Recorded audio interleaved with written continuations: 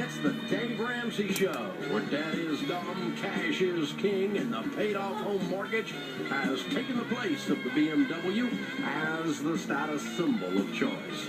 I'm Dave Ramsey, your host, and this is your show, America. Thank you for being here. Our phone number as we talk about your life and your money, giving you the same financial advice your grandmother would, only we keep our teeth in. The phone number, 888-825-5225. Or you can go online at daveramsey.com, click on Dave's email. Please keep those brief and to the point, and we'll do our best to answer them as a part of the show today. Dayton, Ohio starts this hour off. Jenny is calling. Hi, Jenny. Welcome to the Dave Ramsey Show. Thank you. It's good to talk to you. You too. What's up? Well, we really need some wisdom with our son. He's 27. He's coming home from an extended missionary trip. He's been gone since last fall, and he's coming back to live with us while he raises funds to go back over to the mission field. The thing that we need help with is he has student loans, about $10,000, and about $3,000 in credit card debt. And he lived with us before he left, but he really didn't make much progress on his getting rid of his debt. His idea of a budget is pay the minimum payments and then spend the rest.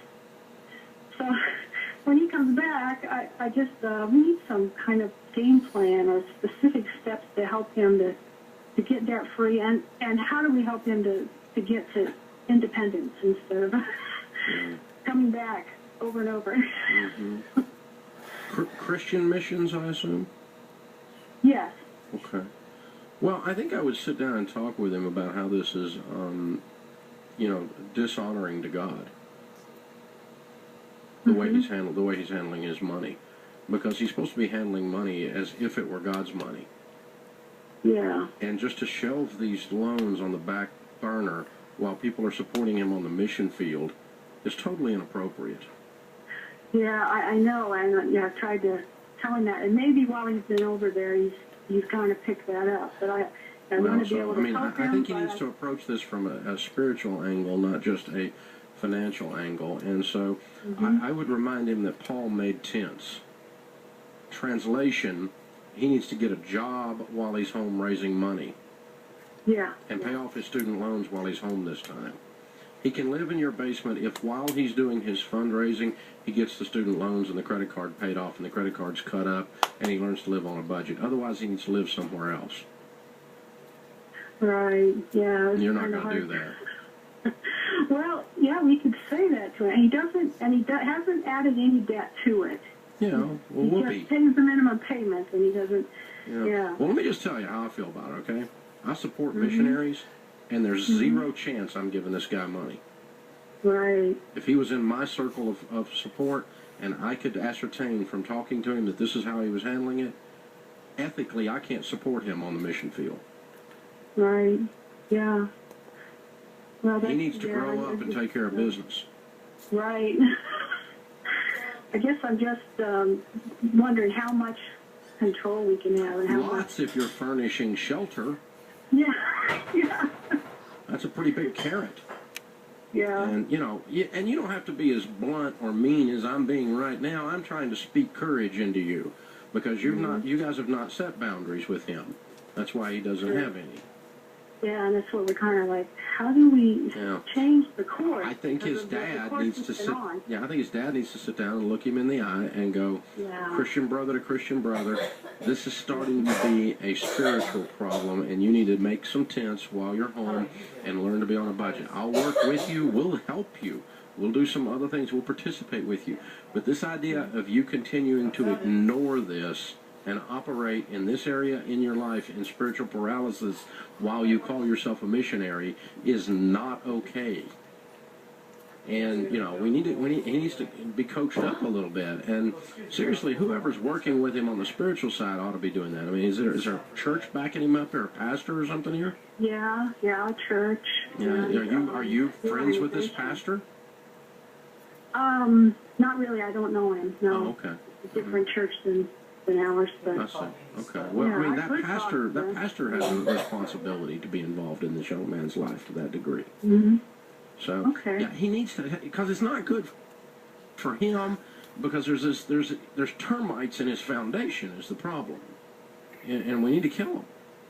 That's what I'm saying. So, and I think some bluntness with him is going to be good for him, but it'll be good for you guys too, because you've been frustrated with him and you've been unkind because you've not shared your frustration. You've held it in, and therefore you feel this anger towards him that you've not really explained why, and that's unkind.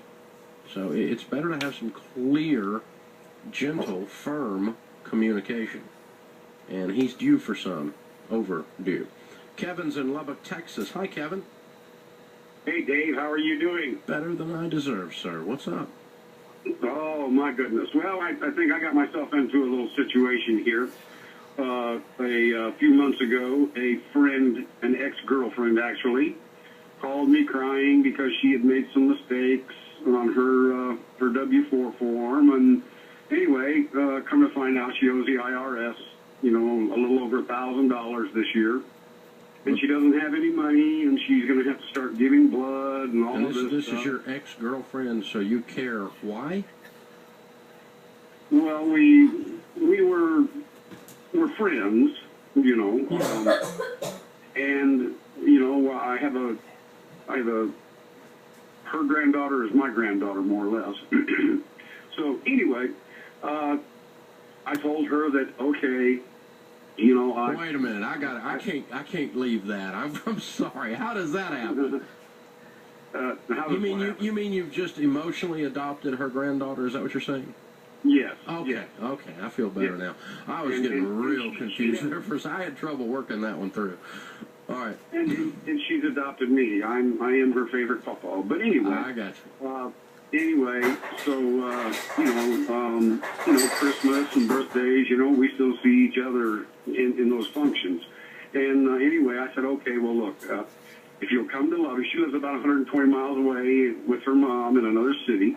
I said, if you'll come to Lubbock this weekend, I'll go down, get a cashier's check for you, and I'll save you those penalties and interests. And all of this. So, long story short, I loaned her a little over $1,000.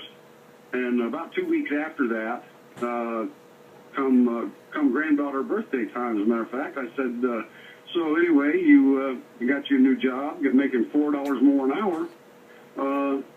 You can probably handle paying me back about $200 a month on that money. And she said, what money? You gave me that money. That wasn't a loan.